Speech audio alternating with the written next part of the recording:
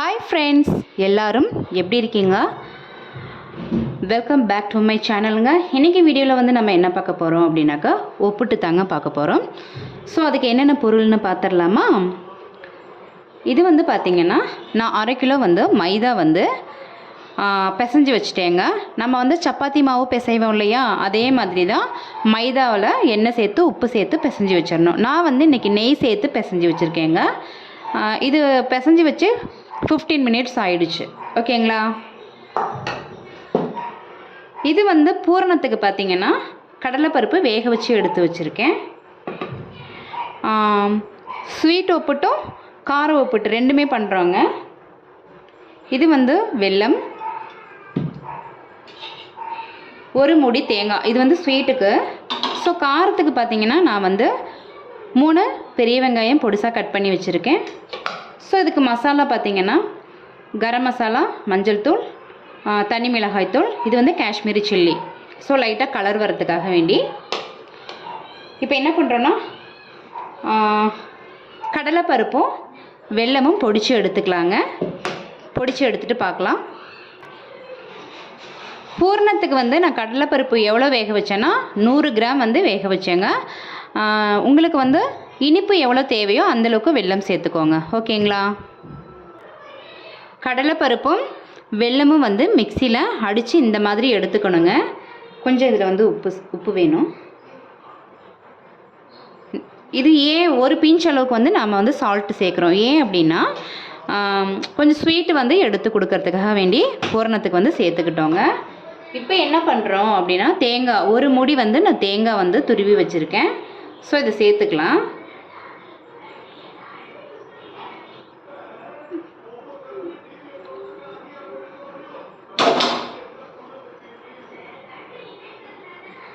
சேர்த்துட்டு இப்போ எல்லாம் கலந்துக்கலாங்க.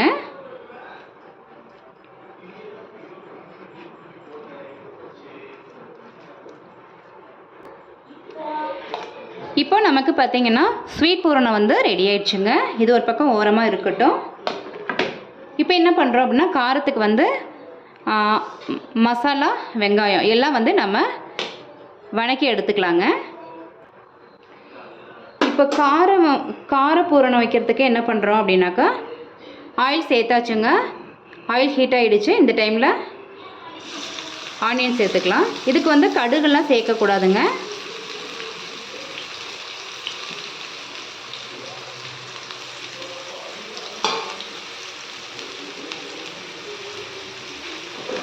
வெங்காயம் சேர்த்துட்டு உப்பு சேர்த்துக்கலாம்.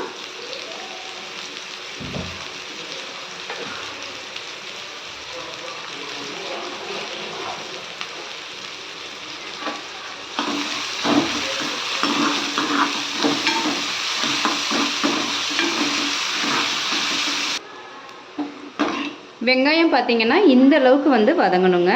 நல்ல வெங்காயம் வந்து வதங்கிடுச்சு. இந்த டைமில் வந்து நாம் எடுத்து வச்ச மசாலா, மஞ்சள் தூள், கரம் மசாலா, மிளகாய் தூள், காஷ்மீரி சில்லி. ஸோ இது எல்லாமே அரை ஸ்பூன் தாங்க சேர்த்துருக்கேன். காஷ்மீரி சில்லி வந்து ஒரு 1/4 ஸ்பூன் தான் சேர்த்துருக்கேன். சேர்த்துட்டு நல்லா இது கூட கலந்துக்கணும். வெங்காயம் கூட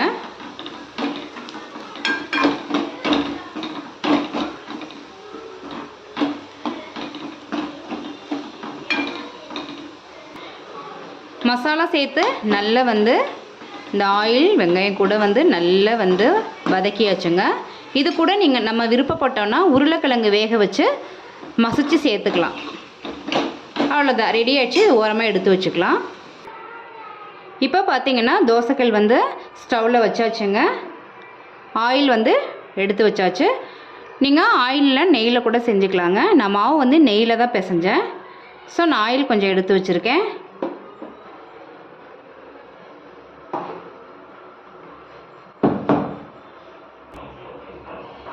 பாருங்கள், கையில் வந்து ஆயில் தொட்டுட்டு மைதா மாவு வந்து இந்த ஷேப்புக்கு வச்சுக்கணும். இப்போ பூரணம் இந்தளவு எடுத்துட்டு இதுக்குள்ளே வச்சுக்கணும். வச்சுட்டு இதை எப்படி க்ளோஸ் பண்ணிடுங்க.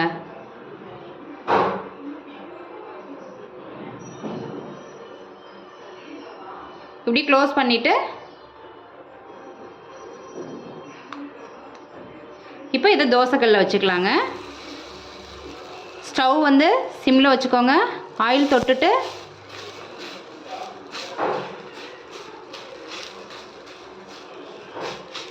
இது வந்து ஸ்வீட் பூரணம் வச்சு தட்டுறேங்க. உங்களுக்கு வந்து எந்த அளவுக்கு தட்ட முடியுமோ அந்த அளவுக்கு தட்டிக்கோங்க. ஸோ நான் மாவு கம்மியாக எடுத்தனால எனக்கு இந்த அளவுக்கு வந்திருக்கு.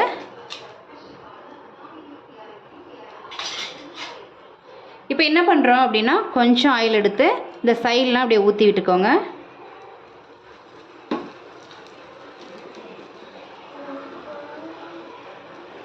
வேகட்டும். இப்போ என்ன பண்ணுறோன்னா தோசை திருப்பி வச்சு திருப்பிக்கலாம்.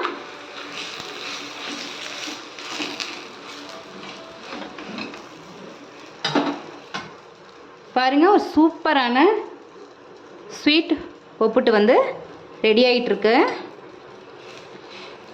இது நல்லா அப்படி தோசை திருப்பி வச்சு இப்படியே அமுத்தி விடுங்க.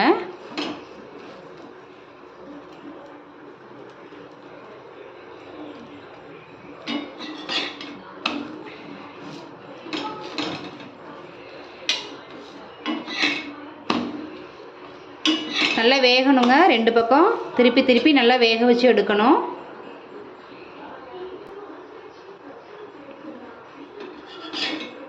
ஸோ உப்புட்டு வந்து ஒன்று ரெடி ஆயிடுச்சுங்க. நான் எடுத்துட்டேன். இன்னொன்று போட்டுக்கலாம். இப்போ வந்து காரம் வைக்கிறேங்க. பூரணம்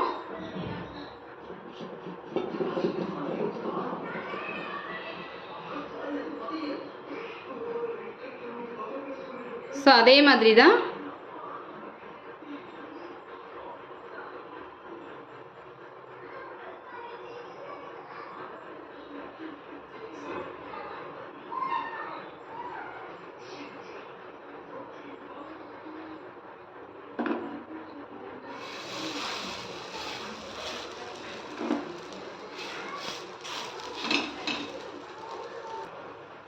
காரம் போட்டவுலையா வெந்துருச்சுங்க. பாருங்கள், மாவு ஊறவும் எப்படி வந்திருக்கு பாருங்களேன், சூப்பராக இருக்குது. ஸோ ஒரு ஸ்வீட்டு ஒரு காரம் எடுத்தாச்சுங்க. இதே மாதிரி எல்லாத்தையும் போட்டு எடுத்துகிட்டு பார்க்கலாம். ஸோ என்னோடய வீடியோ வந்து உங்களுக்கு பிடிச்சிருந்தது அப்படின்னாக்கா ப்ளீஸ் சேனலை வந்து சப்ஸ்கிரைப் பண்ணிக்கோங்க.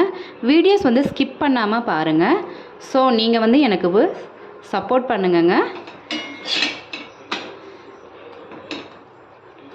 ஸோ இது வெந்துருச்சுங்க, எடுக்கலாம்.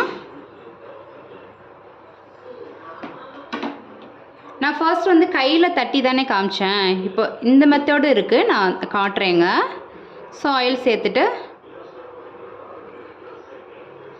இது வந்து பிகினர்ஸ்க்கு வந்து யூஸ்ஃபுல்லாக இருக்கும்.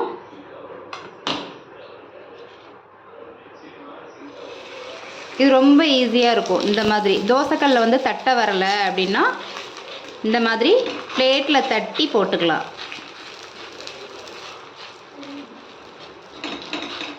சாப்பிட்றதுக்கு அவ்வளோ அல்டிமேட்டாக இருக்குங்க. ஒப்புட்டு வந்து நம்ம கடையில் வாங்கி சாப்பிட்ருப்போம் இல்லையா, இந்த மாதிரி நம்ம வீட்டில் செஞ்சு சாப்பிட்றச்ச இது வந்து டால்டா சேர்த்து செய்வாங்க. நான் வந்து மாவு ஃபுல்லாகவே பார்த்திங்கன்னா நெய்யில் பிசைஞ்சேன். 50 கிராம் நெய்யில் பிசைஞ்சேன் மாவு. இப்போ வந்து ஆயில் சேர்த்து வந்து நான் இது பண்ணுறேன். வேகட்டும், பார்க்கலாங்க.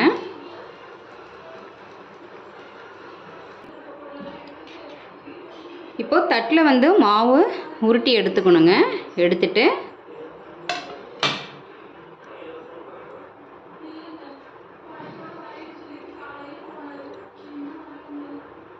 இந்த மாதிரி வச்சுக்கோங்க.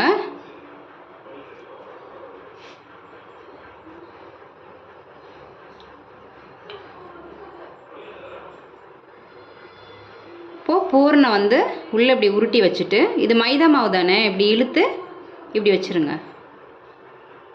எல்லா பக்கமும் வந்து க்ளோஸ் பண்ணிக்கணும். இது ஈஸியாக பண்ணிக்கலாம். மைதா மாவுங்கிறதுனால இது நல்லாவே இப்படி வரும். ஓகே, இப்படி உருண்டை பண்ணிக்கோங்க. பண்ணிவிட்டு இப்படி தட்டில் வச்சுட்டு எண்ணெய் தொட்டுக்கோங்க. எண்ணெய் தொட்டுட்டு இப்படி ஈவனாக எல்லா பக்கமும் தட்டி விட்டுக்கோங்க. இது ஈஸியாக இருக்கும். ஏன்னா தோசைக்கல்லில் வந்து பிகினர்ஸ்க்கு வந்து தட்ட வராது. ஏன்னா கையெல்லாம் சுடும்.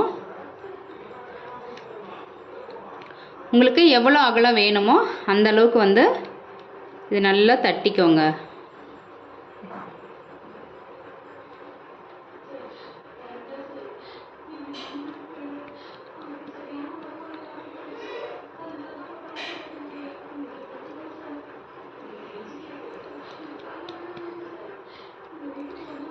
இது வெல்லம் வந்து கொஞ்சம் இவங்க இப்படி இருக்குது இல்லையா, அதனால் அப்படி இருக்குது. ஓகே, இந்த அளவு தட்டியாச்சு இல்லையா? இப்போ எடுத்து தோசைக்கல்லில் போட்டுக்கலாம்.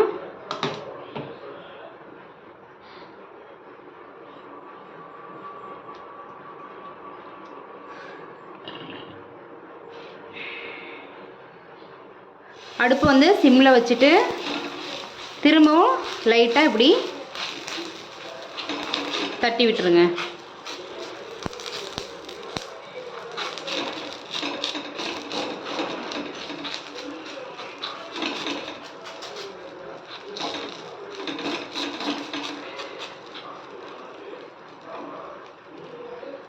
சைடில் மட்டும் எண்ணெய் ஊற்றிக்கோங்க. இப்போ இது வேகட்டுங்க, பார்க்கலாம். பாருங்கள், நமக்கு சூப்பரான ஒப்புட்டு வந்து ரெடி ஆயிடுச்சு. ஸோ காரம், சாரி இது வந்து ஸ்வீட்டுங்க. பாருங்கள் எப்படி வந்திருக்கு பார்த்தீங்களா? அவ்வளோ சூப்பராக இருக்குது பாருங்கள். சாப்பிட்றதுக்கு அவ்வளோ அல்டிமேட்டாக இருக்கும். சூடாக இருக்குது. ஸோ இது வந்து பார்த்திங்கன்னா இது காரம். பாருங்கள் எப்படி இருக்குது பார்த்தீங்களா? அவ்வளோ அல்டிமேட்டாக இருக்குங்க சாப்பிட்றதுக்கு. ஸோ நீங்களும் வந்து இந்த மாதிரி ட்ரை பண்ணி பாருங்கள். நம்ம கடையிலேயே வாங்கி சாப்பிடாம வீட்டிலே இந்த மாதிரி சூப்பராக ஹெல்த்தியாக செஞ்சு சாப்பிட்லாங்க. உங்களுக்கு வந்து இந்த வீடியோ பிடிச்சிருந்தது அப்படின்னாக்கா ப்ளீஸ் சேனலை லைக் பண்ணுங்கள், ஷேர் பண்ணுங்கள், கமெண்ட் பண்ணுங்கள். மறந்துடாமல் சேனலை சப்ஸ்கிரைப் பண்ணிவிட்டு ஃபாலோ பண்ணிக்கோங்க. நெக்ஸ்ட் வீடியோவில் பார்க்கலாம்.